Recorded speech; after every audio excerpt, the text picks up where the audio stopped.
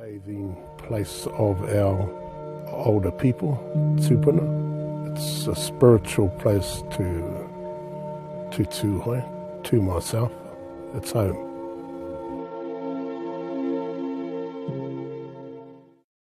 I think as far as difference of scenery in New Zealand, Waikaremoana has amazing forests. The botanical diversity is the most impressive in New Zealand. It's great climate, impressive bluffs, mountains, that real classic North Island bush-clad scenery.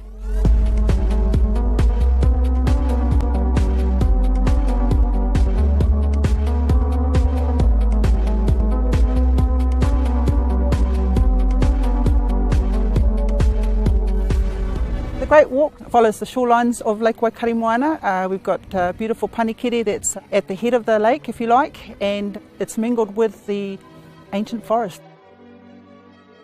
Large tracts of forest which have remained untouched for thousands and thousands of years.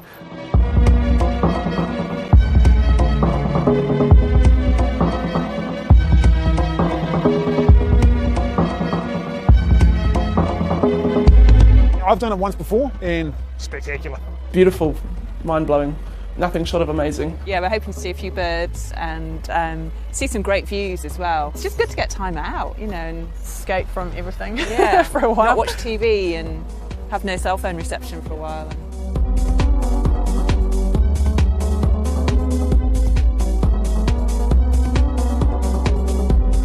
Anyone who wants to get into tramping, this would be a really good moderate level tramp. As long as you pace yourself, I would say that anyone of a moderate fitness level would be able to do it and do it comfortably. Pretty amazing to be able to bring my nana on this walk with us. It's been her lifelong dream to walk the Waikaremoana track and she thought she was never going to do it. So I suppose you could say she took it off her bucket list. Yeah, she loved it.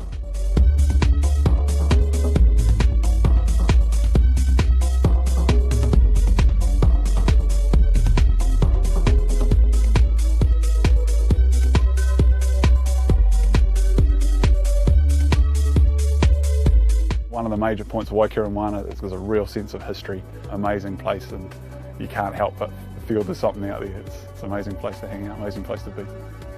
Be prepared to get to know yourself really well. The isolation allows you to drain your normal daily thoughts and pressures to realise who you are as a person and that connection with the whenua. A lot of people don't realise what that is until they experience it, and they walk away from this kind of place with a renewed and refreshed outlook on life.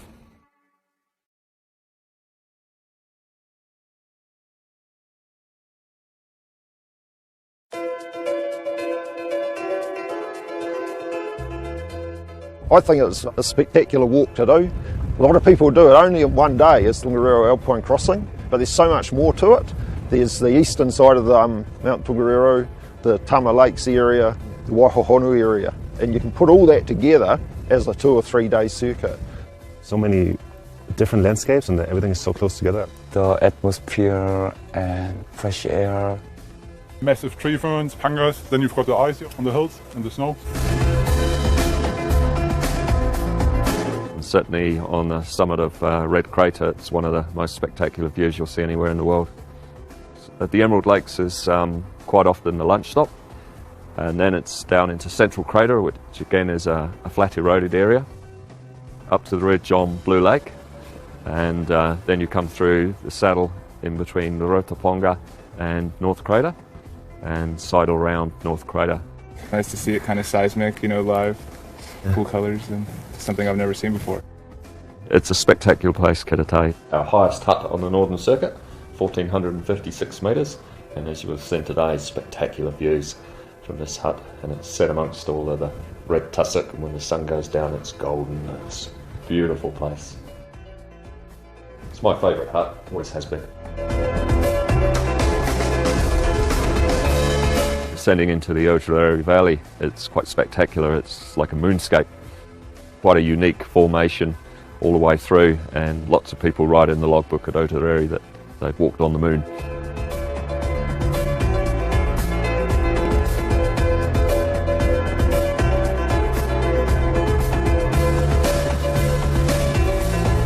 It's a really nice facility. It really suits its environment, and it's just a nice place to come to when you're tired and hungry and cold.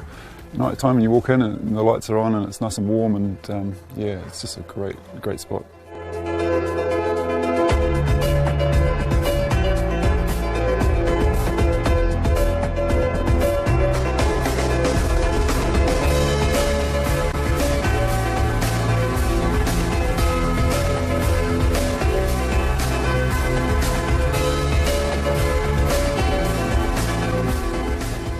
Still get a tingle every time I go certain places in the park. It's a special place and I love it.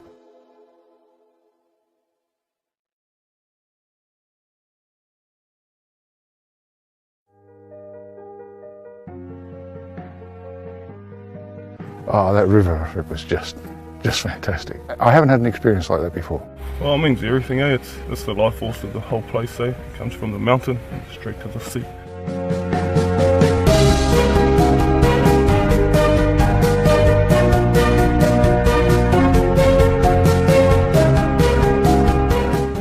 It's good bringing tourism into the area, and a lot of them we see talk about going to get a cultural experience on the river. You know, we're all for it, eh? It's just what gives us a chance to speak and show who we are.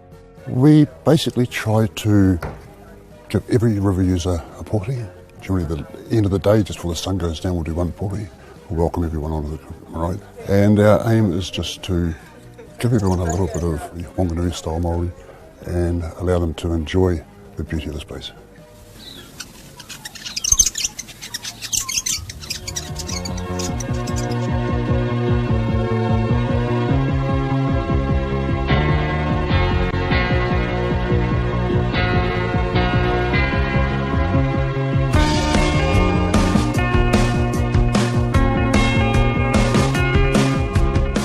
We're at the Mangapuru landing, and it's along the Wanganui journey, and people normally stop here to access the bridge to nowhere. It's just amazing to see a bridge out in the middle of nowhere. The Mangapuru track is actually part of the Mountains to Sea cycle trail as well. It's quoted by the Kennett brothers, who are the mountain bike gurus in New Zealand, as if there's any one adventure ride you're going to do this year, this should be it. I'm a local, I love the place, so it's good to see that more and more people are coming to visit it.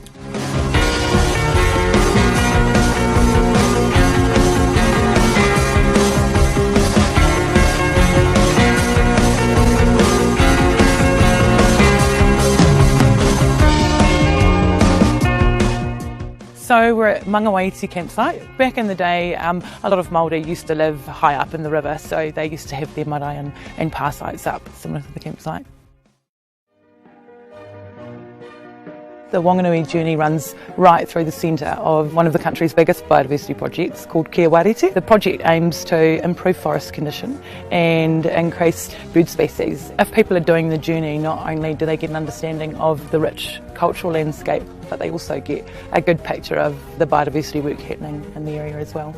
To see it up and running and starting to get a bit greener, and a few more of the native species coming through, and then more kiwis and blue ducks, and that's what it's all about really, is keeping the ngāhere up there and running, and once we lose it, it's one of the great walks or national parks gone. The bush is looking fantastic and green, and an increase in some bird populations, kakariki and robin, and as you can see, lots of fantail. It's pretty alive at the moment.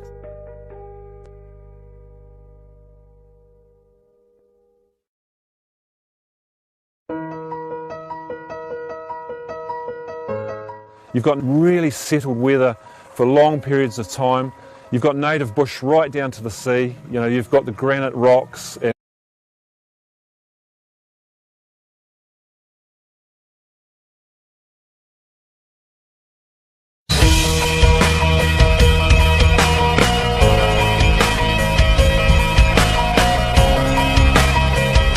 It's really terrific. It's really nice. So beautiful weather, beautiful beaches, seals, birds. It's one of the highlights of New Zealand, so that's why we come here. So it's our first tramping experience, but it's been great.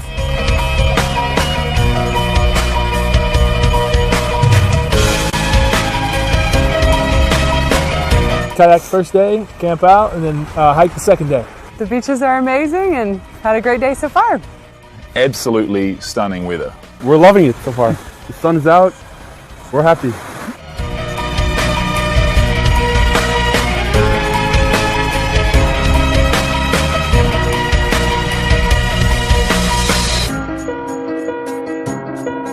from sort of April, May, June, a fantastic time to come to the Abel Tasman because you've got a great chance of having a beach completely to yourself. They get to see it in its pristine, peaceful time.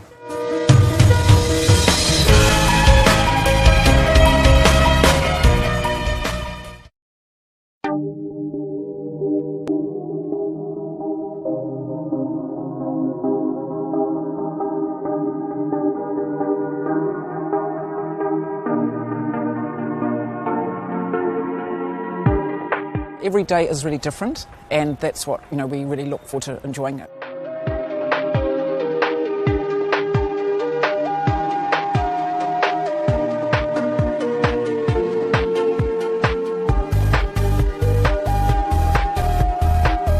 It's like a Roman road or something. I mean, it's great condition. Very comfortable. Yeah, we're getting a lot of people come through, and they all seem pretty happy with it.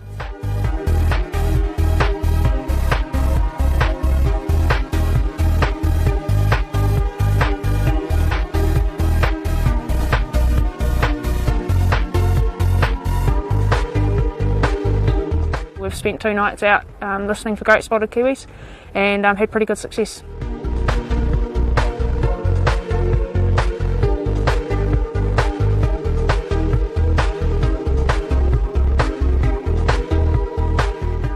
We've got native bush and then the Golden Downs, which is all tussock, and the beautiful Nikau palm forests and the beaches and the river. Well, 3 days of sunshine was a big highlight. The beach, first day. Yeah. Awesome. Heaps of palms. It's almost like you're on a little island sometimes.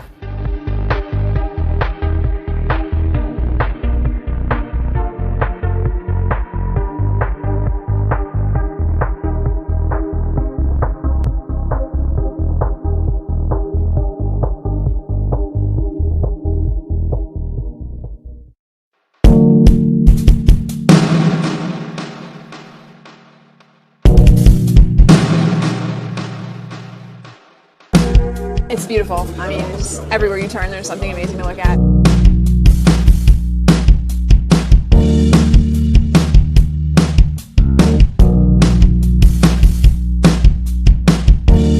It's good to start with this one because it goes back to the point of origin and you don't need to worry about leaving your luggage. It was beautiful walking along the top where the trees are cleared, and then you get out and it's a beautiful view, and it was all worth it.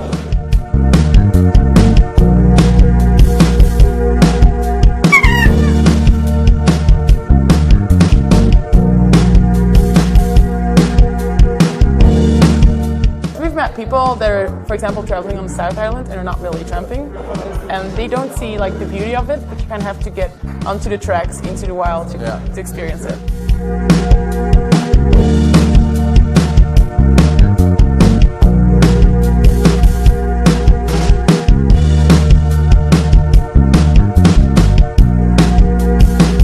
I think it's good to start with the great walks because everything is safe and controlled and everything, so it's a good start. It's good, it's the type of thing you can do on your own and you meet people.